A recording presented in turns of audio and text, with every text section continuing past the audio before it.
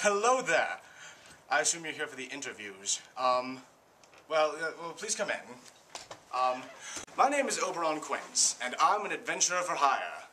And today, I would like to introduce you to some of the members of our fine company, and all of the terrifying things that they've done with their lives. This could get really bizarre, I'm just going to warn you now.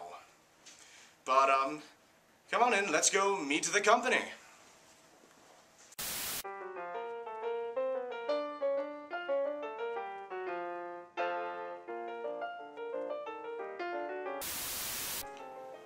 Please state your name. I am Sir Isaac Washington. And tell us what you do for the company. I'm co-founder, I'm also the resident conman and the blade expert. Please state your name. Dillon Holt. And what is it you do for the company? Acting president, inventor, general, whatever you need me to do. Delegation is my priority. It's more fun to have others do it. Please state your name.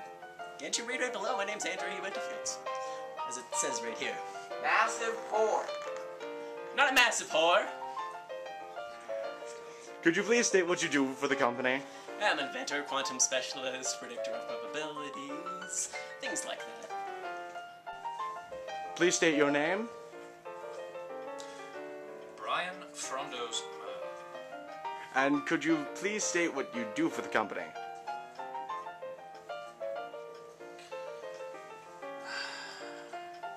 I was taken on as an expert in super reality. Please state your name. Evaline, Kingston. And what is it you do for the company? I'm their scribe and secretary. Please state your name. My name is Oberon Percival Quince, adventurer for hire. Well, you've already said your title, but what is your function with the company? I co-founded the company with Sir Isaac Washington. I'm the head adventurer, and I'm the small arms expert. Alright, I'm going to ask your opinion of a few members of the company they're all now. horrible. That's... Oh. No, they're really not. I'm joking. Tell us about Mr. Washington. Isaac and I met during the Great Airship War in the early 1890s.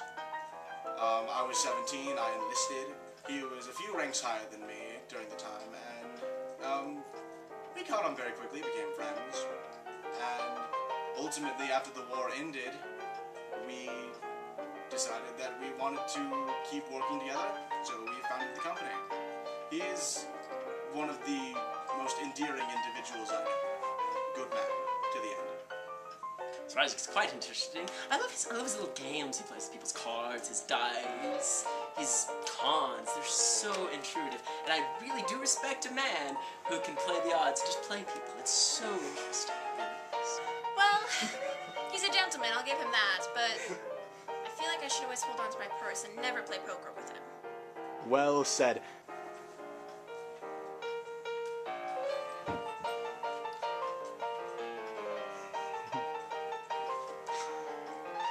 Sir Isaac.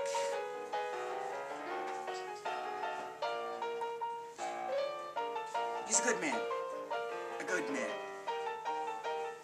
Oh, could you tell us a bit about your feelings on Mr. Quince? Well, Mr. Quince is quite interesting. Well, a scapegoat, that's a good way to explain him. Not really a scapegoat, but I utilized him to avoid the authorities. Don't tell him that, though. I think the authorities are still chasing me for this and various other things. I didn't kill a man once, killed 12 men, actually. But that's another story. But Quince, tell me about Quince. Tell you about Quince. Quince is a good man, I think. He's an overall good man, a better man than I can fare to be.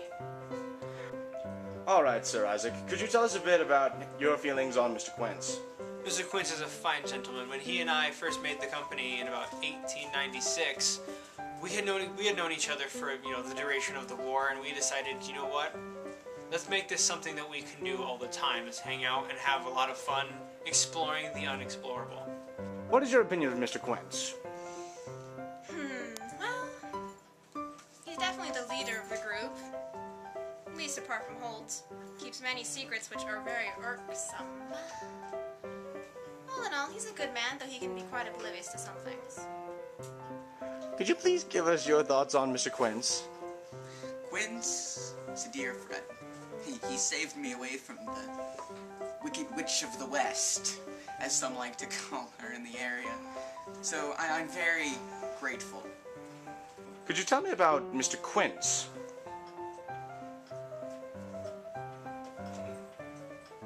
Could you tell us a bit about Mr. Winterfields? Mr. Winterfields. Now, that is an interesting gentleman, I have to agree. He is quite he is, pretty peculiar and quite the gentleman. He made me this communicator. Could you flash up for the camera? I'm sorry. He made me this communicator that you see on my person to this day. It helps me keep in contact with the company whenever I need to. But he can be quite over-exuberant at times. If that bastard touches me again, I will personally remove whatever manhood he has left.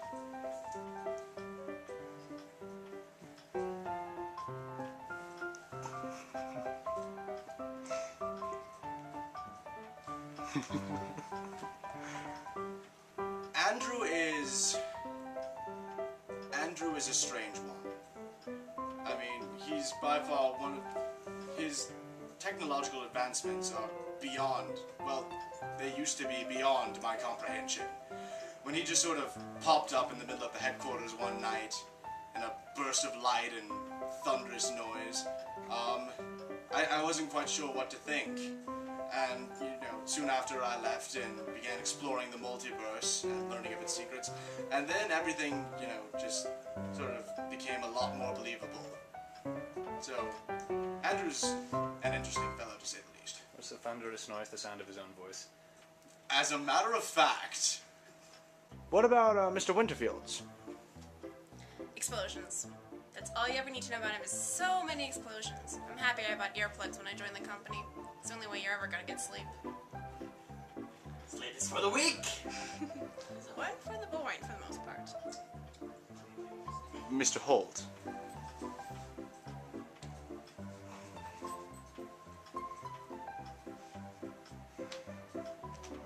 What about Mr. Holt? God complex. Probably because he creates things. I don't mind though. Mr. Holt?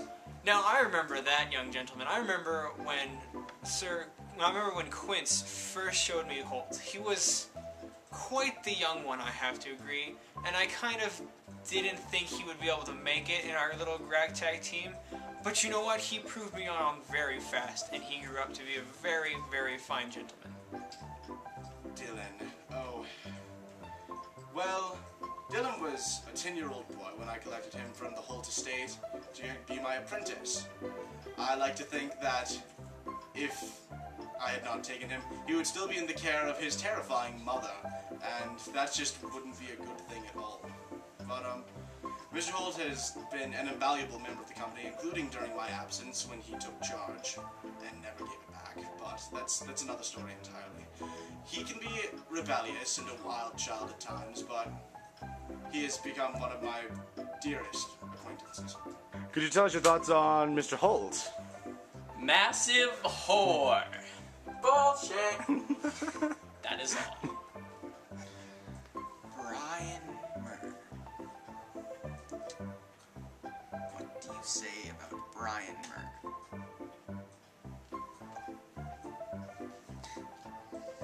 There really is nothing to say about Brian Myrrh. Nothing.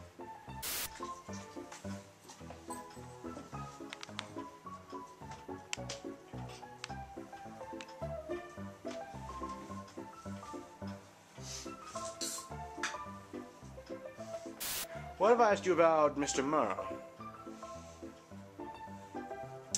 Myrrh. He's a man of little words. Brian is a man of few words.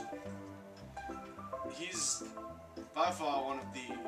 I mean, if you're on Brian's good side and you can be considered a friend of his, then, that's probably preferred.